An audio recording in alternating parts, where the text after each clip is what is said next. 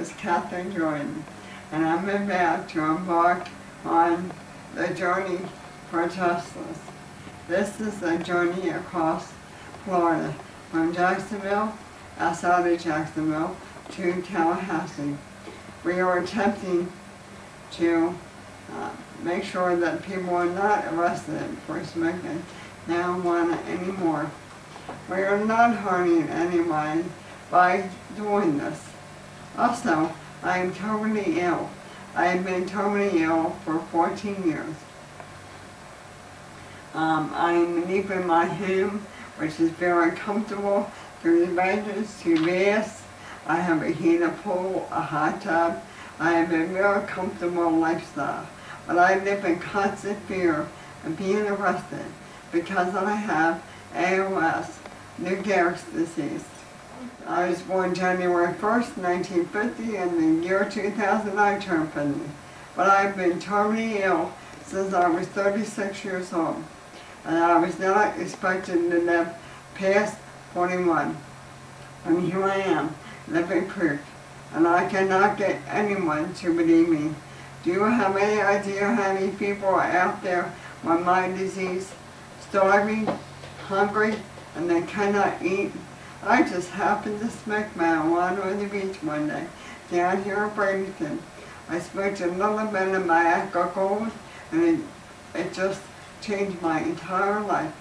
And there was a man now serving life in prison for cultivation of marijuana because they say he was growing in my alcohol. Now, I don't know about you, but I think it's a little bit ridiculous that someone would get life for pot. The federal government says that marijuana is the same as heroin. I know that's crap, and I know there are a lot of people, detectives, cops, politicians, lawyers, doctors, nurses. People think that my smoking marijuana makes me a junkie. It does not. I'm sick of these lies. I'm going on this journey because everyone that sits in the privacy of their home and smokes the joint is in danger of having your front door kicked in and the cops arresting you. And now that I've become so vocal, and now that I've become so political, I've increased my dangers. But it just makes me so mad. If I'm this healthy, 14 years having ALS, then somewhere along the line, why isn't all the neurologists are so afraid to examine me? They're afraid to speak up on my behalf, only because of the federal government. But all it is the difference between the word illegal and legal. There are more legal drugs out there that are harmful for you than marijuana. And this lie is just, it's a lie. That's all I can say about it. I'm not going to edit this video. I'm going to do it during the entire journey. Even if I'm in my worst state, even if I'm, God forbid, arrested on this journey, I have my husband keeps taping this. And by the way, that guy you seen in the beginning of the tape with the parrot, that's my husband Bob. An ex-Vietnam veteran, an ex-biker, an ex-marijuana user, ex-speed freak, and now he doesn't do drugs at all. Now he's just clean the straight and stuck taking care of a totally disabled wife. I cannot brush my hair, I cannot put on makeup, I cannot scratch the top of my head. And the cops yell, put your hands up, I'd be shit out of luck because the hands ain't going to pass that. So how do I put my hands in the air? You tell me. Now if you think I belong in jail, then the hell with you. But if you're interested in what I have to say, continue watching this. It's now the first day of our journey, and we are at Stark Prison in Florida. It's not even 8:30 yet. I'm not awake at this hour, so please video them on Newly number 2. Looks like it's going to be a pretty interesting joint for the next 7 days. And sir, man, we put the patients in if they get hot or tired, they go in there and lay down. I'm Kevin Applin, and I'm the president of the Florida Cannabis Action Network, which has provided legal assistance to the journey. We have worked with the local and state law enforcement and the bureaucracy to get permits and try to at least make sure that we're safe on the road. And we've also assisted with the press as press liaison. We've done press releases all over the state. And we're hoping that it's going to be a very powerful, we know it's going to be a very powerful event. And Governor Bush knows Kay, Jody, and myself. We've all met with Governor Bush over the past year at different times. He knows who we are, he knows what we think.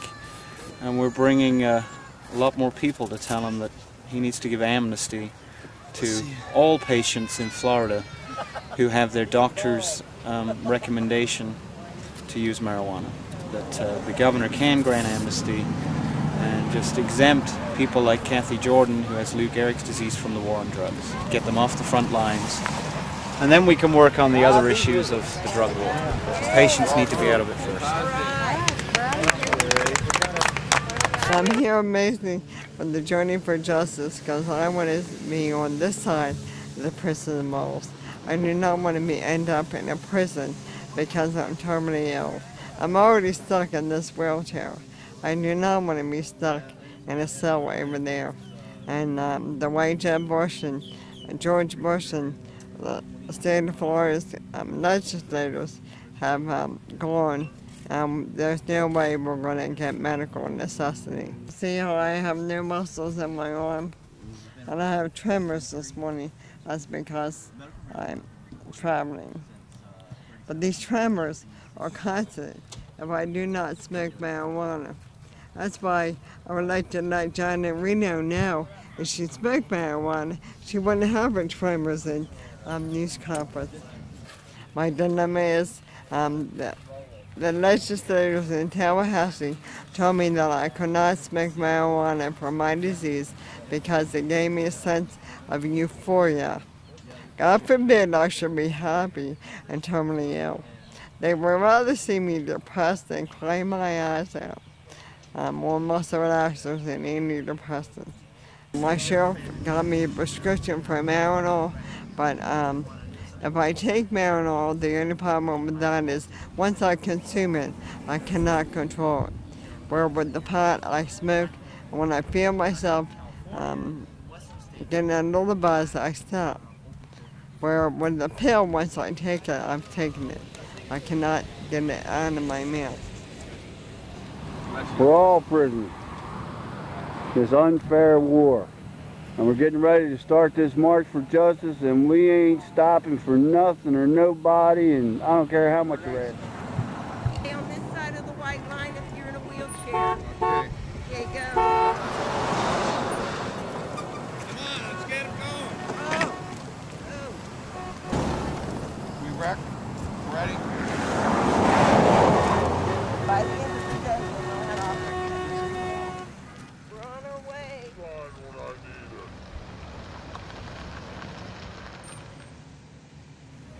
My family lives in Ohio. They live in North Carolina. I have a son in California. I want to travel. I want to visit my family. And this I cannot do because if I travel on my medicine, then I'm endangering my freedom. So I have a dilemma. Do I live or do I just take what the doctors can give me and then pass away? We're not criminals!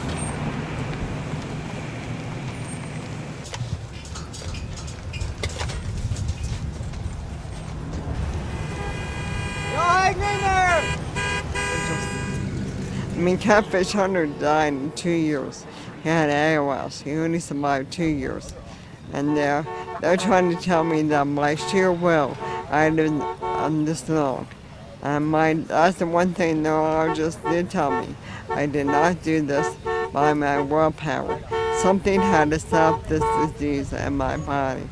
And it was, I believe, smoking the alcohol.